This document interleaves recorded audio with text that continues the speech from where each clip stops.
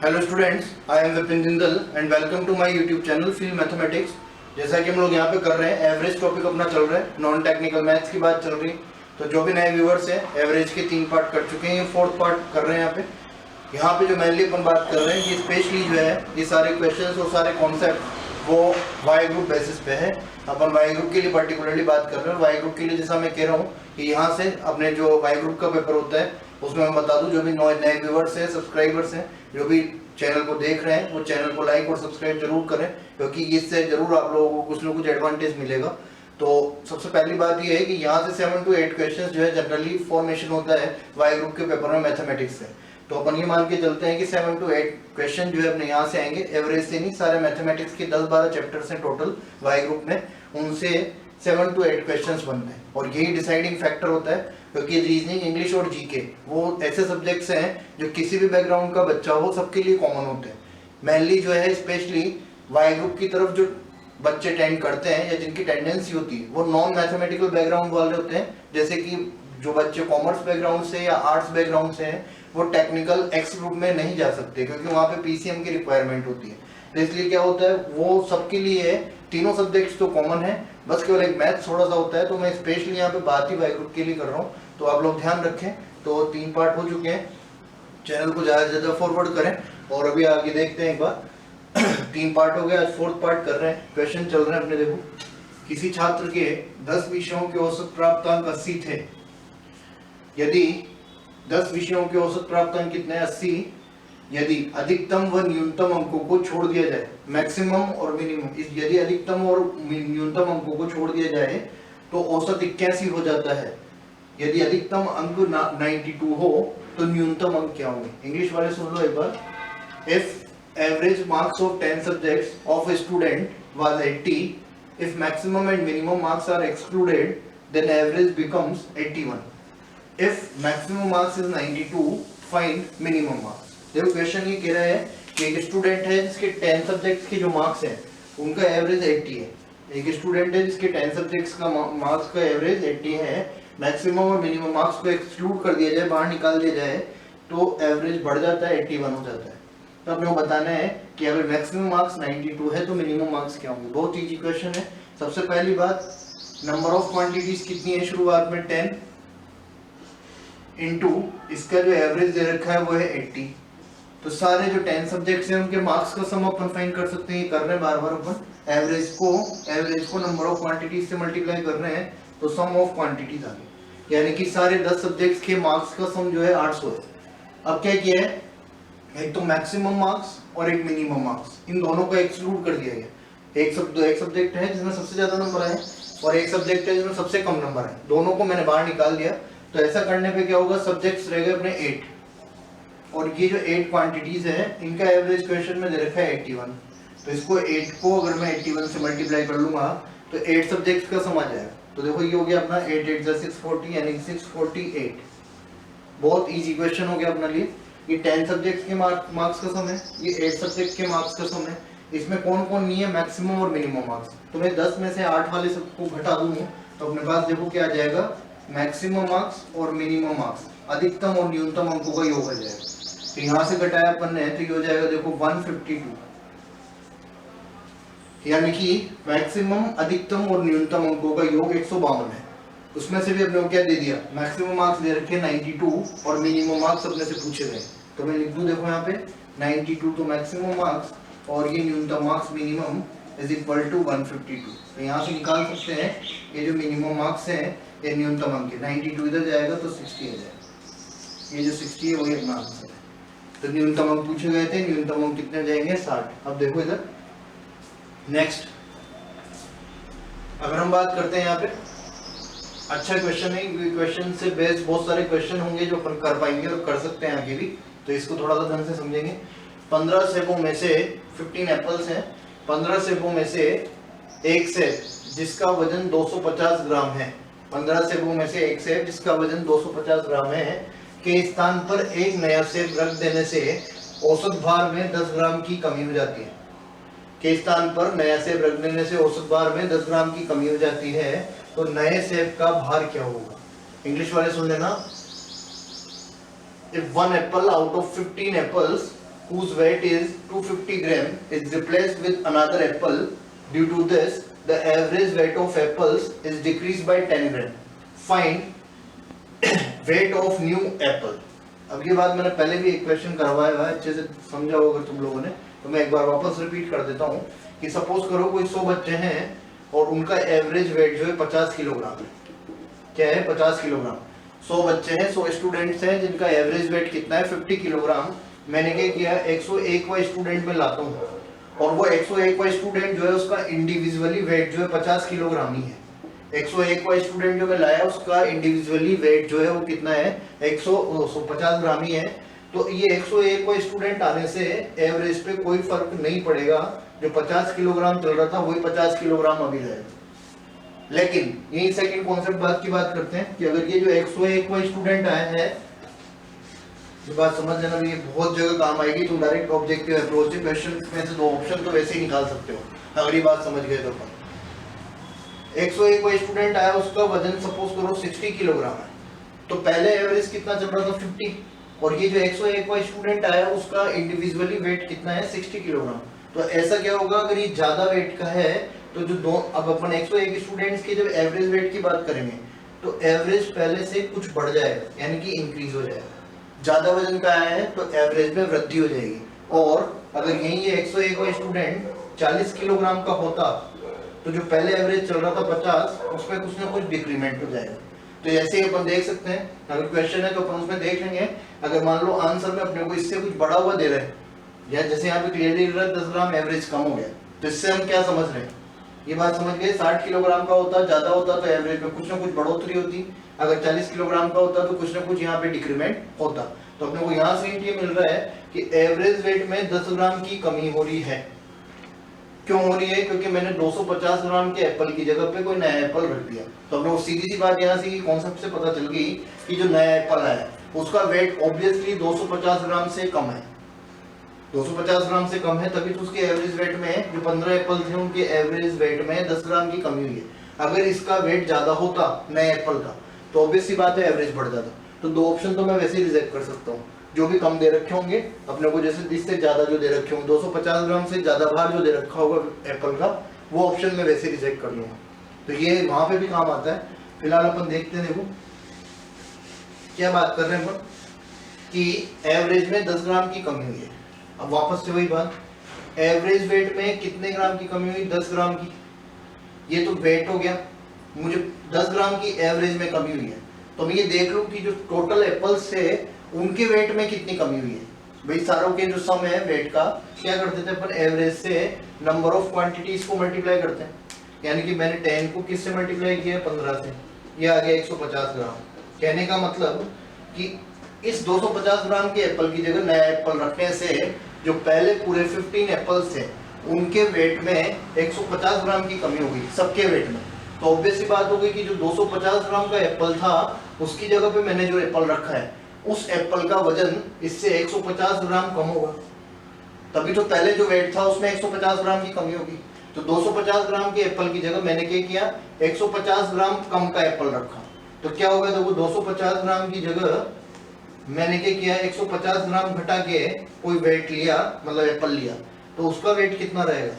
100 ग्राम। यानी कि वो जो नया एप्पल हमने रिप्लेस किया है पुराने वाले की जगह, उसका वेट कितना होगा? 100 ग्राम। ये हमसे पूछा गया है कि नए एप्पल का वेट कितना होगा। बहुत अच्छा क्वेश्चन है, बहुत बार पूछा गया है इधर उधर कहीं एग्जाम्स में, और इस पे बेस बहुत सारे क्वेश्चन तुम कर सकते हो अगर ये कॉन्सेप्ट तुम पकड़ने में आ गए। कि इस तरह से अपन देख रहे हैं कि एवरेज में कितनी कमी हुई है 10 ग्राम की, तो सम में कितनी कमी होगी? तो राशियों की संख्या से गुणा कर दिया, सम में कितनी कमी होगी? 150 ग्राम की। ऑब्वियस सी बात है, एक एप्पल रिप्लेस किया गया तो 250 ग्राम माइनस क्या कर दिया अपन ने? 150 ग्राम, तो ये कितना हो गया? 100 ग्राम। एक बार स्क्रीनशॉट ले लो यहाँ तक या नोट कर लो, फिर आगे करते हैं। देखो आगे, 150 विद्यार्थियों का औसत भार 60 किलोग्राम है। क्वेश्चन समझना वीडियो से, 150 विद्यार्थी हैं, उनका एवरेज वेट वो 60 किलोग्राम है। यदि लड़कों का औसत भार 70 किलोग्राम हो जबकि लड़कियों का औसत भार 55 किलोग्राम हो, तो कक्षा में लड़कियों की संख्या क्या है? देखो क्वेश्चन समझना, टोटल स्टूडेंट्स है अपने पास 150, इंग्लिश वाले सुन लेना। The average weight of 150 students of a class is 60 kg. If average weight of boys is 70 kg and that of girls is 55 kg, find number of girls in class। ये question है। तो अपन मान लो जो पूछा गया है उसको x मान लेते हैं। मैंने कहा कि x जो है लड़कियां हैं, तो ऑब्वियस सी बात है रिमेनिंग जो है लड़के होंगे। 150 माइनस x। लड़कियों का भी औसत भार दे रखा है, लड़कों का भी औसत भार दे रखा है। नंबर ऑफ क्वांटिटीज अपने पास है, राशियों की संख्या, तो अपन इनको मल्टीप्लाई कर ले। सीधी सी बात क्या कर ले, 150 का तो 60 से मल्टीप्लाई किया तो ये तो पूरी क्लास के जो स्टूडेंट्स हैं उनके वेट का सम आ गया। नंबर ऑफ क्वांटिटीज 150 से एवरेज को मल्टीप्लाई कर लिया, राशियों के योग, राशियों की संख्या से औसत को गुणा कर लिया, तो ये तो पूरी राशियों का योग आ जाएगा। क्लियर है भाई। अब देखो इधर लड़कियों, ये लड़कियां लिए मैंने गर्ल्स और ये लिए हैं बॉयज। लड़कियों का एवरेज वेट अपने को दे रखा है, लड़कों का तो कितना है 70 केजी और लड़कियों का कितना है 55 केजी। तो एवरेज को नंबर ऑफ क्वांटिटीज से मल्टीप्लाई कर लूं, यानी कि 55 इंटू एक्स कर लूं, 55 इंटू एक्स कर लूं मैं।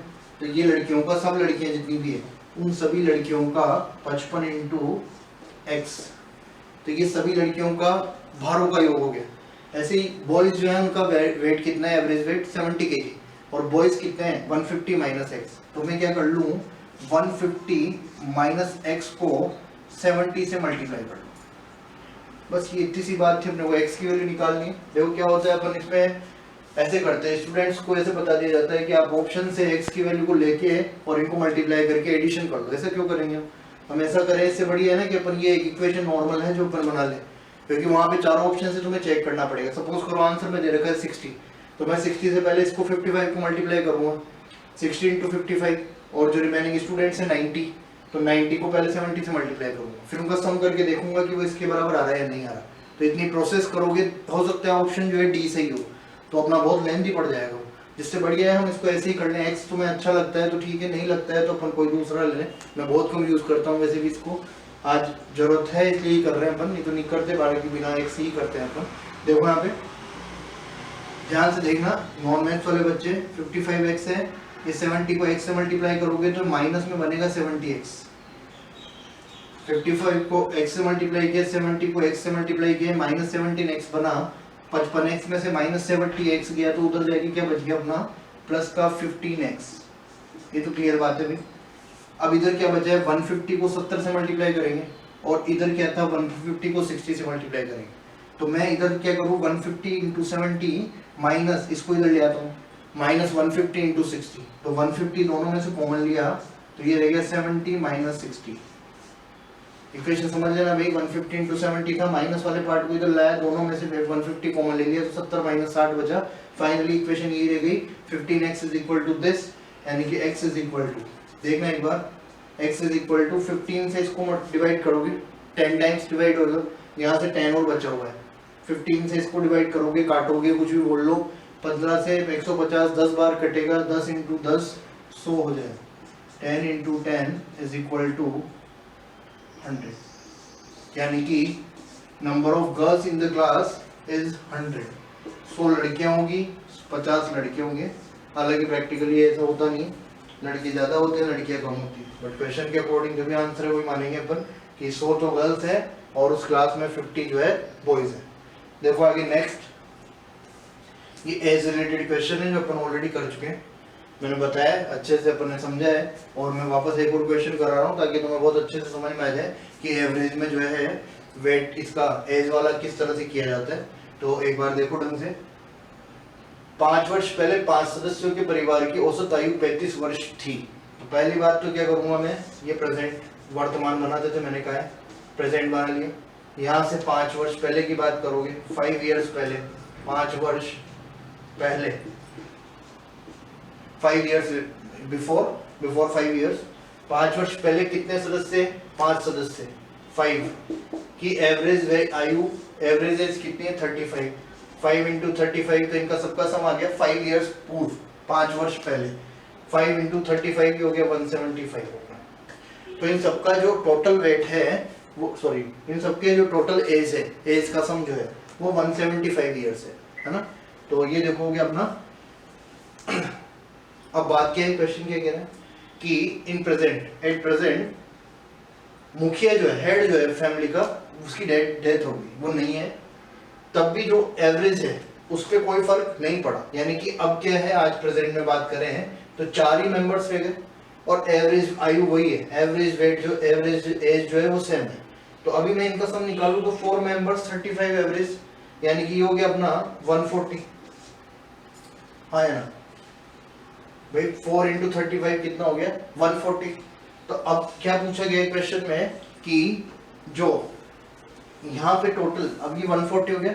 अब देखो बात समझ में आई बात, पहले जो थे उनकी सबके आयु का एजेस का सम 175 था, और अभी जो मेंबर्स हैं 4, उनके एजेस का सम कितना है 140। अब बात समझना, एक्चुअली होना क्या चाहिए था, अगर मैं 5 वर्ष बाद पहले की बात कर रहा था तो 5 वर्ष बाद सबको यहाँ आना पड़ेगा, सबकी हर जो मेंबर है उनकी सबकी एज जो है वो 5 इयर्स इंक्रीमेंट हो जाए सबकी एज में। तो सबकी एज में 5 इयर्स इंक्रीमेंट हुआ, तो सब जो 5 लोग हैं उन पांचों की एज में 5 इयर्स का इंक्रीमेंट होगा। तो ये प्रेजेंट में यहाँ पे जब पहुंचोगे इस जगह पे, तो सब में 5 इयर्स का इंक्रीमेंट किया तो 25 साल और बढ़ जाने चाहिए।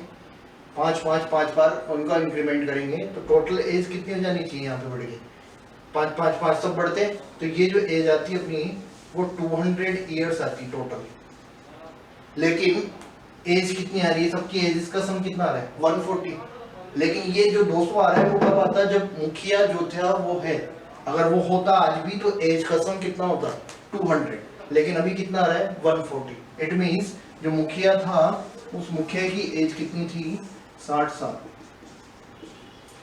अगर ये पूछा जाता क्वेश्चन में कि मुखिया की एज 5 साल पहले कितनी थी, तो अपन आंसर दे देते 5 साल पहले 55 साल का था। और अगर ये पूछा गया मुखिया की आयु क्या थी, तो क्या थी का मतलब अपने से इसकी बात करिए, अगर उनको पहले का पूछना होता तो लिख के देते हैं अपने क्वेश्चन में, तो कंफ्यूज होने की जरूरत नहीं है। एक बार रिमाइंड करवा रहा हूँ वापस में, स्टार्टिंग में 5 मेंबर, ये प्रेजेंट बना है, प्रेजेंट से 5 वर्ष पहले की बात करी, 5 वर्ष पहले जाना है तो 5 इयर्स पूर्व 5 मेंबर्स 35 उनकी एवरेज, दोनों को मल्टीप्लाई किया 140, यानी कि 5 वर्ष पहले इनकी सबकी एजेस का सम 175 होना। क्लियर। अब देखो आगे, अब आज की डेट में मुखिया नहीं है तो 4 मेंबर्स हो गए, उनकी एज जो है एवरेज वो सेम रही, तो सम आ रहा है 140। अगर मैं यहाँ से बात करता हूँ 5 साल पहले से मैं प्रेजेंट में पहुँचता और पांचों के पांचों मेंबर यहाँ तक तो ही, यहाँ के मर गया प्रेजेंट में एक्सपायर हुआ है वो, तो यहाँ पे आए तो सबकी एज में 5 साल बढ़ जाएगा। 5 मेंबर्स के में सब में 5 साल बढ़ा, यानी कि टोटल सब में 25 ईयर्स की इंक्रीमेंट हो जाएगा एज में। तो 25 साल और जोड़े तो 175 प्लस 25 200 साल हो गए। तो 200 साल का जो है यहाँ पे इस जगह पे इन सबकी एजेस का सम 200 ईयर्स होना चाहिए था, बट 200 ईयर्स नहीं है, क्वेश्चन के अकॉर्डिंग कितना है 140 ईयर्स। रीजन क्योंकि यहाँ पे एक आदमी की डेथ हो चुकी है। तो अपने से यही पूछा गया है कि जो डेथ हुई है जिस आदमी की, मुखिया की, हेड की, उस हेड की एज क्या है। तो 200 साल होनी थी, है कितनी 140, इसका मतलब वो जो आदमी है उसकी एज कितनी हो गई 240, 200 में से 140 गए तो 60 ईयर्स। तो यहाँ तक जो है नोट कर लो या फिर स्क्रीनशॉट ले लो, फिर आगे देखते हैं। देखो ये जो क्रिकेट बैट्समैन वाला क्वेश्चन है ये बहुत इंपॉर्टेंट क्वेश्चन है। आगे ये बहुत बार पूछा जाता है, बार बार पूछते रहते हैं इसको अलग अलग तरह से, तो इसको अच्छे से समझना। मैं दोनों मेथड बता रहा हूँ, डायरेक्टली हमें किस तरह से करना है वो पहले समझेंगे अपना। ये जो डायरेक्ट या शॉर्ट मेथड है, अपना शॉर्ट ट्रिक जिसको बोलते हैं, उससे हम किस तरह से क्वेश्चन को डायरेक्टली करेंगे, और जो मेथड है और क्वेश्चन क्या कह रहा है वो भी हम समझेंगे। तो पहले तो बात ये है कि क्वेश्चन ये है कि एक बल्लेबाज ने 19 पारियों में कुछ औसत रन बनाए, 20वीं पारी में 100 रन बनाए। 19 पारियों में तो कुछ औसत रन बनाए, एवरेज रन स्कोर किए हैं, अपने को पता नहीं कितने किए हैं, बट 20वीं पारी में उसने 100 रन बनाए। तो जैसे उसने 20वीं पारी में 100 रन बनाए, उसके जो रनों का औसत था, पहले जो 19 पारियों तक औसत चल रहा था उसमें 4 बढ़ोतरी हो गई। यानी कि पहले अगर कुछ रन थे x थे, तो अब बढ़कर कितने हो गए x+4। तो हमें ये बताना है कि कुल 20 पारियों का औसत कितना होगा। 19 पारियों का औसत भी पता नहीं है, 20 पारियों का अपने से पूछा गया। तो अपने को किस तरह से क्वेश्चन करना है, देखो पहली बात तो क्या है, ये जो है मैंने क्या बताया था तुम्हें, 19 पारियां हैं, 19 पारियों का जो भी औसत होगा, सपोज करो मैंने कहा x है, जैसे मैंने तुम्हें एक एग्जांपल बताया था कि 100 स्टूडेंट्स हैं, उनका एवरेज कितना चल रहा है 50, और 101 को स्टूडेंट लाया, उसका भी वेट कितना होता 50, तो 101 स्टूडेंट का एवरेज वेट भी क्या जाता 150 किलोग्राम। यानी कि अगर ये 101 का स्टूडेंट भी 50 किलोग्राम का ही है, तो एवरेज पे कोई फर्क नहीं पड़ेगा। सेम कॉन्सेप्ट यहाँ पे लगाते हैं कि सपोज करो अगर ये एवरेज इनके रन थे वो x होते और अगर इसने x ही रन बनाए होते तो एवरेज पे कोई फर्क पड़ता क्या? 20 पारियों के एवरेज पे नहीं पड़ता, एवरेज वो का वही रहता। लेकिन यहाँ क्या हो रहा है कि 20वीं पारी में उसने 100 रन बनाए हैं जिससे उसका एवरेज कितना बढ़ गया है? 4 बढ़ गया है। तो ऑब्वियस सी बात क्या हो गई कि स्टूडेंट जो है उसका वेट 50 से ज्यादा है, ये बात अपन कर चुके हैं। 50 से ज्यादा है, 60 हो 70 हो 80 हो कितना भी हो सकता है। तो देखो यहाँ क्या हो रहा है, एवरेज कितना बढ़ा है? 4 से बढ़ा। ये एवरेज रन बढ़े हैं, एवरेज रन की वैल्यू बढ़ी है 4 से। कितना बढ़ गया एवरेज? 4 से ज्यादा हो गया। तो ये तो एवरेज बढ़ा है, रन कितने ज्यादा बने भाई, रन कितने एक्स्ट्रा बने हैं? तो वो अपन देखें अगर, तो एवरेज रन जो है वो कितने, मतलब एवरेज रन तो एवरेज तो 4 से बढ़ गया, लेकिन इसकी वजह से रनों के योग में कितनी वृद्धि हुई? तो ये तो 4 तो औसत बढ़ा है। राशियों की संख्या 20 पारियां हो चुकी है, 20 पारियों को इससे गुणा करें 4 × 20 यानी कि 80 रन का इंक्रीमेंट हो गया। तो इसका मतलब क्या हुआ कि पहले जो औसत था 100 रन बनाए उसमें उसकी वजह से 80 रन बढ़ गए। यानी कि इसका मतलब क्या हुआ कि पहले जो एवरेज चल रहा था वो कितना चल रहा था? 20 रन। ये आंसर है, इतनी सी बात है। पहले जो एवरेज चल रहा था वो कितना चल रहा था? 20 रन। क्यों? क्योंकि वही बात है सेम कि अगर इसने 50 किलोग्राम का ही होता तो 50 ही देता। सेम अगर 20 रन चल रहे थे, एवरेज 20 था, और मैं कहता कि 20वीं पारी में उसने रन कितने बनाए? 20 ही बनाए, तो एवरेज पे कोई फर्क नहीं पड़ता। लेकिन उसने 20 की बजाय कितने रन बना दिए? 100। तो जैसे ही 100 रन बनाए तो एवरेज बढ़ना ही बढ़ना था। एवरेज बढ़ गया तो रनों में कितनी वृद्धि हो गई? 80 रन की। इसका मतलब उसने पहले जो स्कोर चल रहा था, एवरेज स्कोर, वो 20 रन चल रहा था। क्वेश्चन दो तरह से फ्रेम होता है यहाँ पे। एक तो तुमसे पूरे 20 पारियों का औसत पूछा जाए और एक पूछा जाए अपने से 19 पारियों का औसत। तो हमने ये जो फाइंड किया है ये 19 पारियों का औसत है, पहले का जो चल रहा है। पहले वाले निकाला अपन ने कि पहले 20 चल रहा था, तभी तो उसने 80 रन ज्यादा बनाए तो 4 से इंक्रीमेंट हो गया। अब देखो अगर ये पहले 19 पारियों तक था तो 20 पारियों तक पूरा जो एवरेज निकालना है, 20 पारियों तक वो क्या हो जाएगा? 20 में क्या जो उर्दू में है 4 से एवरेज बढ़ गया, तो 20 + 4 24। ये बात ही समझनी है, इससे ही क्वेश्चन करना है। जो मैं सेकंड मेथड बता रहा हूँ उससे नहीं करना है। दोबारा सुन लो एक बार और। 19 पारियां थी, उसमें कुछ औसत रन थे, 20वीं पारी बनेगी उससे एवरेज में कितना इंक्रीमेंट होगा? 4 से। एवरेज में जो इंक्रीमेंट हुआ है, जैसे अपन ने सेव वाला क्वेश्चन किया था वहां डिक्रीमेंट हो रहा था तो अपन ने नंबर ऑफ क्वांटिटी से मल्टीप्लाई कर दिया था, वैसे सेम यहाँ इंक्रीमेंट हो रहा है। पारियां कितनी हो गई? 20। तो 20 × 4 80, यानी कि 80 रन का इंक्रीमेंट हो गया। इसका मतलब पहले कितना चल रहा होगा? 100 में से 80 गए तो 20 रन चल रहा होगा। तो एवरेज 19 पारियों का कितना है? 19 पारियों का कितना है? 20 रन। बाद में 20वीं पारी में एवरेज कितना बढ़ गया? 4 से, तो 20 + 4 कितना हो गया? 24। तो ये मेथड है, ये अपना शॉर्ट ट्रिक वाली बात है। मेथड के लिए मैं तुम अगर चाहो तो मैं एक बार करवा देता हूँ। देखो सपोज करो जो 19 इनिंग्स थी स्टार्टिंग में, इन 19 इनिंग्स का एवरेज जो है वो x है, ठीक भाई। तो सीधी सी बात है जो 20 इनिंग्स होंगी उनका एवरेज x + 4 हो जाएगा। क्लियर? क्या हो गया? देखो क्या फर्क है। अगर मैं इसको इससे मल्टीप्लाई करता हूँ तो टोटल 20 × x + 4 अगर मैं करता हूँ तो टोटल 20 पारियों का रनों का 20 पारियों के रनों का योग आ जाएगा। और अगर मैं 19 को x से मल्टीप्लाई करता हूँ तो ये 19 × x, ये 19 पारियों के रनों का योग आ जाएगा।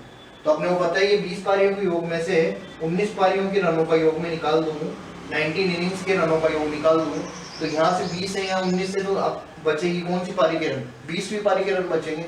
20वीं पारी के रन क्वेश्चन में दे रखे हैं 100 के बराबर। ये इक्वेशन बन जाएगी, देखो यहाँ से 20x, देखो मैं लिख देता हूँ डायरेक्ट, जगह नहीं है, 20x - 19x यानी कि x, 20 × 4 80, इस 80 को इधर भेजा तो 100 - 80 = 20। कोई x की वैल्यू 20 आ गई, तो 19 इनिंग्स की का एवरेज तो 20 और पूरी 20 इनिंग्स का एवरेज हो जाएगा 20 + 4 24।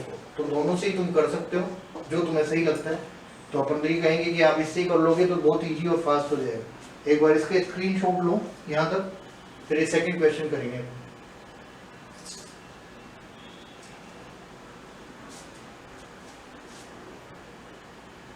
देखो सेकंड क्वेश्चन भी कर देते ताकि तुम्हें और अच्छे से समझ में आएगा।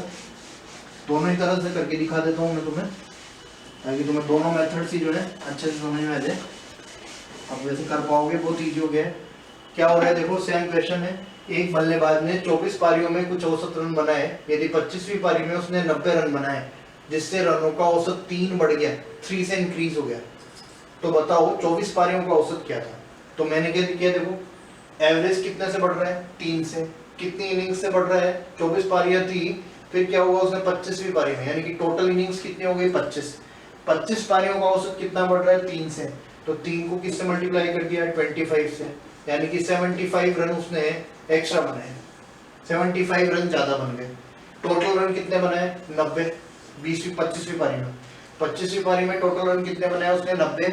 उसमें 75 रन एक्स्ट्रा बनाए। इसका मतलब एवरेज पहले जो चल रहा था, वो एवरेज चल रहा था 90 माइनस 75, 15 रन। ये एवरेज चल रहा था पहले। ये कहां तक की बात है, 24 पारियों तक, जो एक क्वेश्चन में अपने से पूछा गया इस बार। अगर ये पूछता टोटल 25 पारियों का औसत बताइए, तो 25 पारियों के औसत के लिए क्या करते अपन, फिर 15 तो पहले ही चल रहा था, फिर कितने से बढ़ गया था, 3 से। तो 15 प्लस 3 कितना हो गया, 18। ये 25 पारियों का औसत हो जाएगा, ये 24 पारियों का औसत हो जाएगा, 15 और ये 18। 15 क्वेश्चन का आंसर है, और अगर 25 पारियों को पूछा जाता तो 18 आंसर होता। वापस उस पर आ जाओ, तो मेथड अपना सपोज करो जो 24 पारियां थी, उनका एवरेज मैंने माना x रनों का, तो इन सबका सम कितना हो जाएगा, 24x। 25 पारियां जब होगी तो एवरेज बढ़ गया, कितना हो गया एवरेज, x प्लस 3 हो गया। तो इनका 25 पारियों का सम कितना हो जाएगा, 25 इंटू एक्स प्लस 3। वापस 25 पारियों के रनों के योग में से 24 पारियों के रनों का योग निकाल दूंगा, 25 into x plus 3 minus 24 into x. तो कौन से पारी के रन बचेंगे, केवल 25वीं पारी के, जो क्वेश्चन में दे रखे हैं 90 के इक्वल। 25x में से 24x गए तो x, 25 into 3 75 is equal to 90। It means x is equal to 15। x क्या माना था, 24 पारियों का, और x प्लस 3 क्या हो जाएगा, 25 पारियों का। तो 24 पारियों का औसत कितना है, 15, और 25 पारियों का औसत कितना है, 18।